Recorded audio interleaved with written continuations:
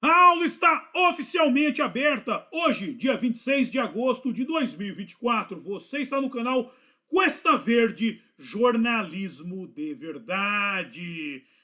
Gente, vamos para a nossa tradicional aula de segunda. E como sempre, conheça a Boutique do Cuesta, dado que a Boutique do Cuesta é uma consequência da parceria entre o Cuesta Verde e a Loja do Conservador. Sim, a Loja do Conservador, que comercializa camisetas, canecas, bonés e muitos outros produtos. Tudo feito com o que há de melhor e exclusivo para o patriota moderno. Acesse a Boutique do Cuesta, cujo link está na descrição, e se torne um conservador ou conservadora por dentro e por fora. Gente, é isso aí. E, sem delongas, livro de oração em mãos. Quem não tiver mãos em posição de prece, muito respeito, que respeito é bom e a divindade gosta, página 70, oração ao Senhor. Ó Senhor, é o cantare, fonte de todas as luzes, de todas as forças, de todas as sabedorias, de todos os amores. Dai-nos a luz, dai-nos a força, dai-nos a sabedoria, dai-nos o amor. Ó Senhor, nosso Pai, protegei a terra, planeta do amor. Protegei-nos de todos os males. Dai-nos o futuro. Ó Senhor, muito obrigado por nos dar a luz. Agradecemos de coração.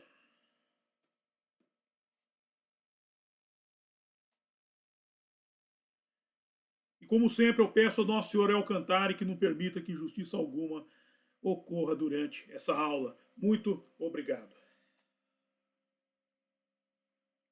Bem, gente, vamos começar a aula. Antes de começar a aula, eu só vou dar um aviso em relação ao livro de oração aqui, que o meu amigo André está acompanhando aqui. Ele perguntou desse livro de oração.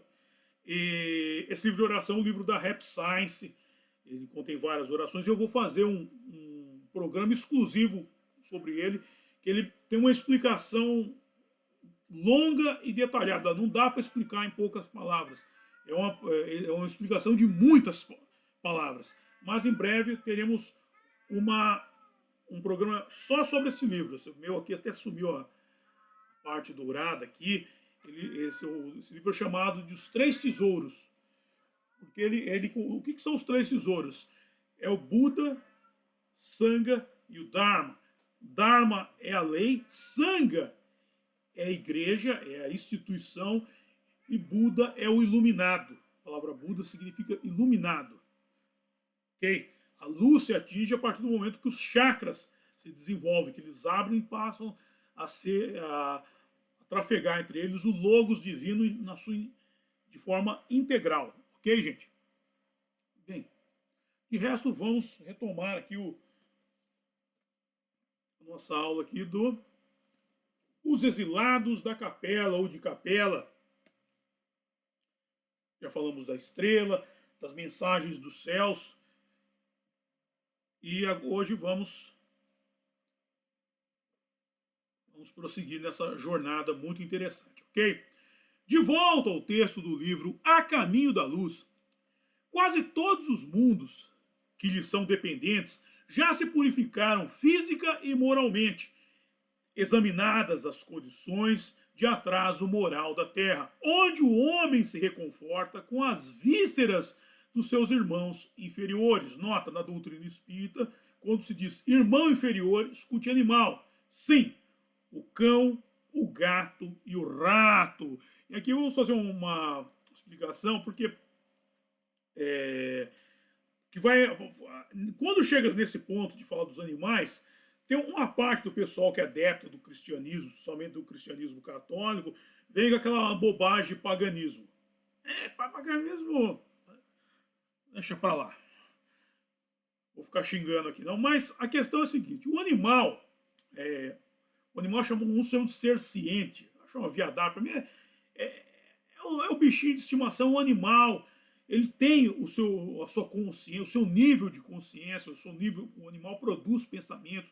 Você vê que pelo cérebro do animal tem correntes sanguíneas, fluxos de químicos que passam pela mente, ou seja, o animal tem a sua forma de pensar, de exercitar o seu pensamento, não é como o ser humano não é um ser biológico também, a gente tem que separar bem, o ser humano é um ser biológico, ou seja, funciona em interação com o seu meio. Contudo, ele é feito em imagem e semelhança de Deus, semelhança física, espiritual e mental. E quando eles falam muito dessa questão moral aqui, eles falam, ó, quase todos os mundos que são dependentes já se purificaram física e moralmente. Nós vamos entender isso mais para frente, que nós vamos, na sequência do texto, porque a questão que ele entra aqui muito é na questão do homem se equiparar com o animal, com o irmão inferior. Se o animal não seria nosso irmão inferior, nós somos o irmão superior deles. Ou seja, nós não poderíamos estar agindo como animais. O que é agir com o animal? Vamos na sequência do estudo do texto. Voltando. Como nas eras pré-históricas de sua existência, marcham uns contra os outros ao som de hinos guerreiros, desconhecendo os mais comezinhos princípios de fraternidade e pouco realizando em favor da extinção do egoísmo, da vaidade e do seu infeliz orgulho. Já bem, o homem, ele fala que marcham uns contra os outros com hinos guerreiros. Aí nós vamos entrar em discussões mais profundas. Você pega, por exemplo, o Deus hebreu. Qual que é o nome de Deus hebreu na Sefira de Malkut? Adonai, o Senhor dos Exércitos. Sefira de Malkut, ela é relacionada com a Terra, com a terceira dimensão. Ou seja, a guerra é parte da terceira dimensão. Ela faz parte da terceira dimensão. Claro, ela envolve destruição.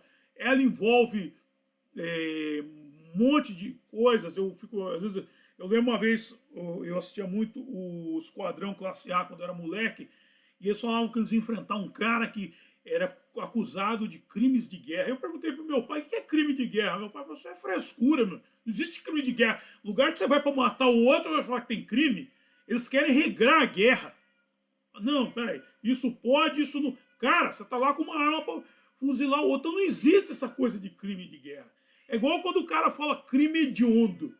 Não existe essa coisa de crime. Não existe crime bonito. Não existe crime feio e não existe crime bonito. O que você tem é a intensidade na prática do mal. É a intensidade quanto à prática do mal. Tem aquele filme do Clint Eastwood, o sniper americano. Tem uma cena que o sniper tá lá de guarda, lá, mirando lá. E tem um menino, ele tá mirando um menino. Ele não quer matar um menino. Porra, matar uma criança. Mas o menino tá com bomba no corpo. O menino vai destruir oficiais, colegas dele. É uma decisão que o cara tem que tomar. Ou mata uma criança, ou ele vai ver seus amigos mortos e vai ter que matar a criança. A criança vai morrer. Não vai precisar morrer, vai se explodir. Ou seja, então, você dizer que falar crimes de guerra é muito... não dá para qualificar o crime. Você está na luta pela sobrevivência. E é o que caracteriza a terceira dimensão, o plano temporal, é a luta pela sobrevivência. Por estar mais tempo aqui para executar o seu plano de vida, para seguir em frente. Vamos lá.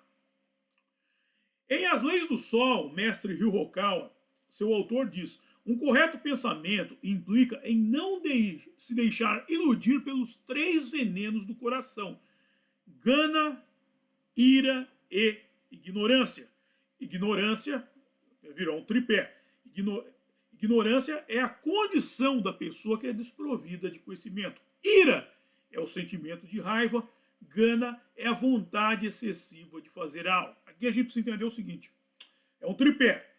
Que se você pegar por esses dois venenos, levando sempre em questão o que difere o veneno do remédio é a dose. Com a dose você mata ou salva uma pessoa. E aqui nós podemos usar, principalmente a gana e a ignorância, a gana e o desejo e a ira. A ganância quer conhecer, que é a gana de vencer, conquistar algo. Ou seja, isso não é ruim. Não é ruim quando é mal direcionado. Aí é a mesma coisa, o sentimento de raiva é inerente ao ser humano. Você precisa de raiva dessa energia, às vezes, para se defender, para conquistar alguma coisa. Eu vi uma vez uma entrevista com o Falcão lá, aquele jogador da Copa de 82, o volante gaúcho, e uma vez ele falava que muitas vezes ele tinha que sentir raiva do oponente para poder jogar. E é engraçado você falar sentir raiva de uma pessoa, de uma outra pessoa, para poder exercer um esporte, mas o esporte implica isso também, que é uma energia extra.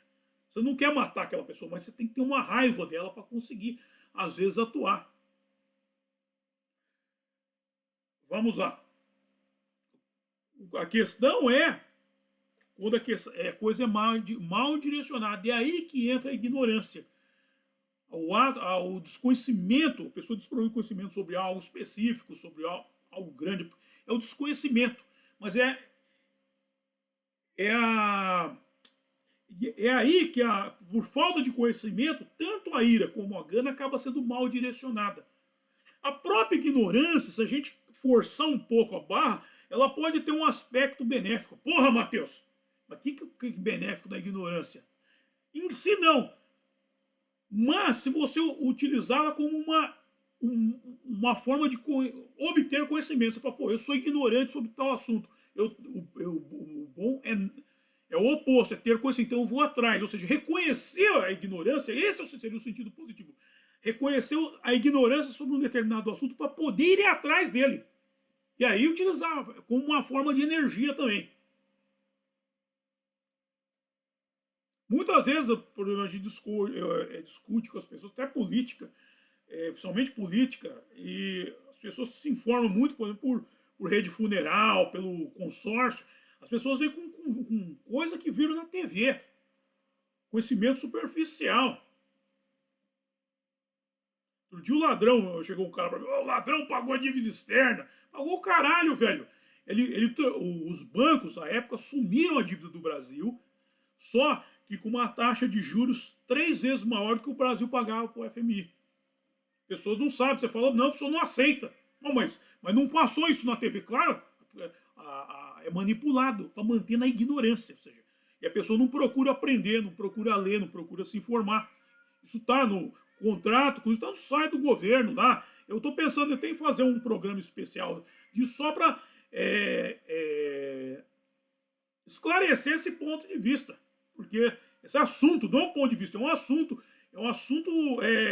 que cria prejuízo para a gente, que o Brasil paga mundos e fundos para banqueiro. Por quê? Porque o tal do ladrão lá, uma pessoa que é um analfabeto, fez um X lá, que não sabe nem assinar o nome dele, fez um X lá onde assina vendendo o Brasil para os banqueiros. E as pessoas, muito ignorantes, acham que ele pagou, ele tem um cheque do bolso deles, infeliz. É você que está pagando, meu. Então, a ignorância é um negócio ruim. Se a pessoa usasse para procurar se informar, para procurar aprender mais, tudo bem. Vamos lá. O tempo daqui. Vamos lá. No livro. Cadê aqui? E o que é o correto pensamento, me questiona Miriam Big Pig. No livro, Os Verdadeiros 8 Corretos Caminhos, o mestre Okawa, seu autor, diz que o fundamento do correto pensamento é a mente de Deus, ou Buda. A mente de Deus ou Buda. Agora complicou, me fala Miriam Big Pig. Como é que um ser humano pode conhecer a mente de Deus? Como é que um ser humano não pode conhecer a mente de Deus? Pergunto eu. Afinal, não fomos feitos à imagem e semelhança dele? E vamos discutir um pouco isso aqui, porque tem uma discussão grave nos Estados Unidos, principalmente, que no Brasil não chega muito, que é a questão criacionismo versus evolucionismo. Os evolucionistas partem do princípio que o homem é um macaco que comeu bife, perdeu o pelo e começou a jogar xadrez. os criacionistas, que o homem é uma criação de Deus. E aí, então, você entra um embate no meio, que é a maior vagabundagem que tem, que é a seleção natural das espécies de Charles Darwin. Charles Darwin, ele... Eu tenho um livro aqui, tá até aqui atrás, nessa pilha aqui. Aqui, ó, eu vou montar meu dedinho para ele aqui, tá vendo? Esse aqui, seleção natural. Seleção natural das espécies. E aí o conceito de natureza é pervertido, porque o que é a natureza? Natural é o equilibrado.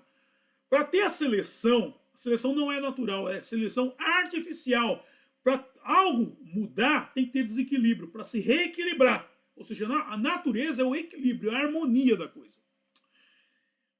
Só que isso foi muito mal transmitido, principalmente pelos pensamentos esquerdistas. Tem um livro que eu gosto muito, hoje foi o Flávio que recomendou, o André está vendo aí, que é O Mundo de Sofia.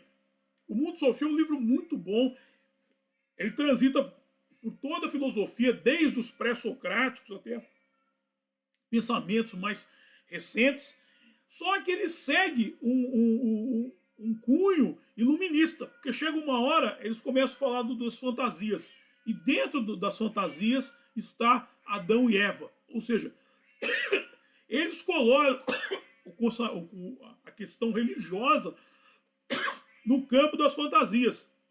Isso é um erro. Como nós vamos ver.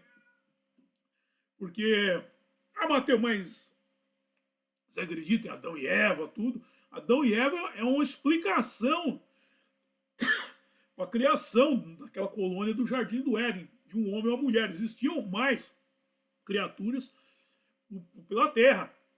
Dizem, inclusive, isso foi até um Messocal certa vez falou, esses esqueletos que se chamam de humanoides, hominídeo, seriam macacos mesmo que falariam igual os macacos do filme O Planeta dos Macacos. Isso é louco? Não! Não, bicho. Há uma possibilidade. Eu vou só ver se eu estou com o livro aqui para mostrar para vocês, senão eu acho que ele não está aqui. Está aqui, peraí.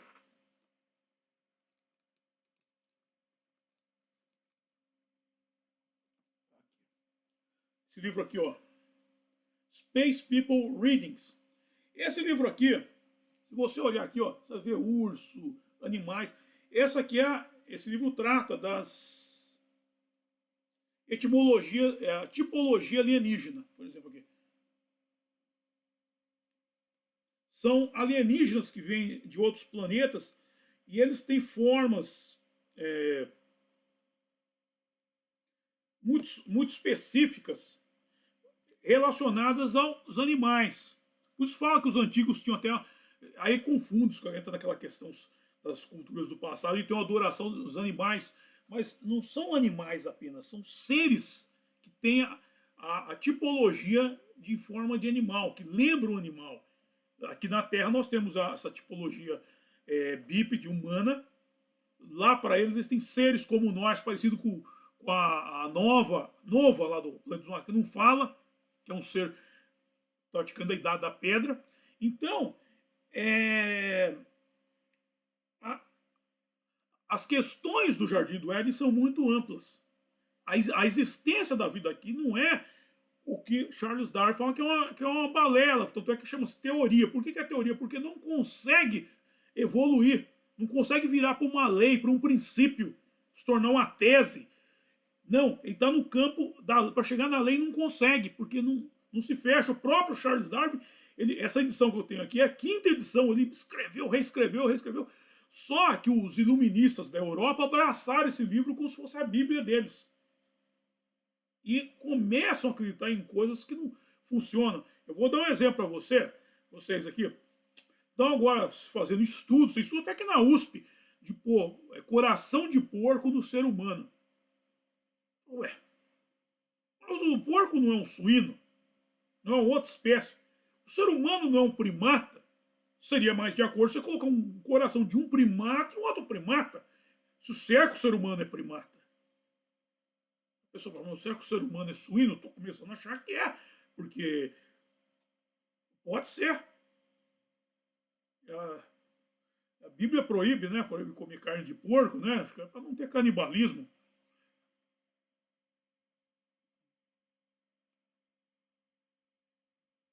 Mas a questão é essa aí, gente. No...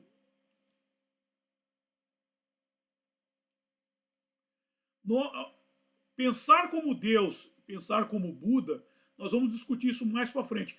Mas a questão é que esse ponto do caminho de luz está correto. O ser humano está na hora dele sair, ele teria que se deslocar um pouco dos irmãos pequenos, como diz o Espiritismo. O ser humano não pode agir como animal. Mas isso nós vamos tratar disso mais para frente. Tem que começar a agir como um ser feito por Deus, feito a imagem e semelhança de Deus. Você imagina Deus lambendo o próprio rabo, que nem o gato faz? Não. Nem o ser humano é para fazer isso. Aí tem uns que fazem próprio, não. Tem uns que fazem com o rabo dos outros, tá no beijo grego lá, mas só aí deixa para lá, que não vem ao caso. Então a questão é essa. Esse é um ponto muito importante. A nossa origem é interplanetária e ela tem que, e nesse planeta, no reino Terra, ela tem que estar num ponto que vá além do que um animal faz. Embora sejamos seres biológicos, nós temos uma diferença bem grande do ser humano para um animal. E é essa diferença que muitas vezes as pessoas não levam em conta. Você tem gente, por exemplo, o cara pensa menos do que uma lontra. O cara, você está conversando com a pessoa, você chamou o cara de burro, o burro é mais inteligente que o cara. O burro, se você soltar o burro para andar, ele pega o caminho. Ele sempre vai pegar o caminho mais fácil. Ele encontra sempre, ele tem um senso de equilíbrio que ele sempre acha o caminho mais fácil. Tem gente não, quer subir uma ladeira, se mata para subir uma ladeira. Então, isso que a gente tem que entender muito. Esse é o ponto. Chegamos hoje.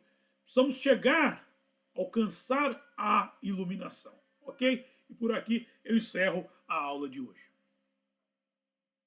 Bem, na descrição da aula,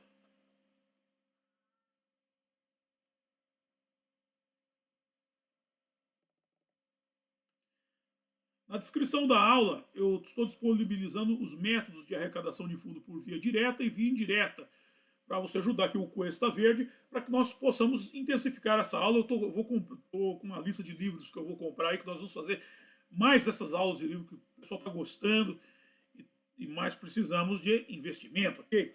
Bem, na descrição, então, estou disponibilizando os métodos de arrecadação de fundo por via direta e via indireta. Via indireta, aqui o meu livro aqui, A Máquina da Verdade, ó.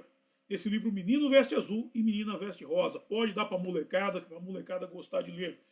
Aí eu também estou disponibilizando o meu livro para os adultos, A Saga de Kid Winchester. O meu curso Fundamentos do Exorcismo, para quem quer aprender a tocar o diabo ou o diabo para correr. E aí, métodos de arrecadação de fundo por via direta. Tem o apoio-se do meu blog O Mochileiro Místico, o Pix, onde você já manda o dinheiro agora aqui para minha conta, para a gente já começar a atuar. E o PayPal para os nossos acólitos aí do estrangeiro aí que estão acompanhando a gente aí, gente. Vamos mandar uns dólares para cá, gente. Não se acanhe. Aí tem a boutique do Cuesta, onde você pode adquirir a sua beca de conservador. Que olha, o negócio tá pegando fogo na direita aí. E o pessoal tá criticando muito, mas eu acho que é importante a direita precisa ter um pouco de sangue nos olhos. Eu vejo positivo isso. Não gosto daquele coisa, irmão isso, irmão aquilo. Mas de irmão não ajuda muito. Aí tem com Letras de Mateus, o meu álbum de rock feito em parceria com o meu amigo Renato Pop. Tem o contato do Cuesta aqui para você mandar suas dúvidas, sugestões de pauta. Aí tem o grupo do Cuesta no Facebook, o grupo do Cuesta no X, o Právida Conservador, e o grupo do Cuesta no WhatsApp, hein, gente? E por fim, Naldos Bar, o ponto de encontro dos acólitos, onde a gente se encontra aqui em São Vicente, ó, Avenida Antônio Emerick, 1589, Vila Cascatinha, São Vicente, na divisa, hein, gente? Vai lá falar com o Naldo, nosso Fred Mercury da Baixada, ok, gente? E próximo programa, dia 31, vamos lá. Combustível, Metal e Poema, as férias do mestre George Harrison, Louis Harrison, no sábado, dia 31 de agosto de 2024, às 18 horas, às 6 horas da tarde, gente. Combustível, Metal e Poema, as férias do mestre George Harrison, Louis Harrison. Então, vamos encerrar a série do George Harrison falando da sua grande irmã, Louise. Ok? Quero agradecer a todos vocês que nos acompanharam e teremos 3 lives amanhã e uma na quinta e na sexta, ok? Até sábado. Muito obrigado a todos vocês que nos acompanharam. Até mais. Bye!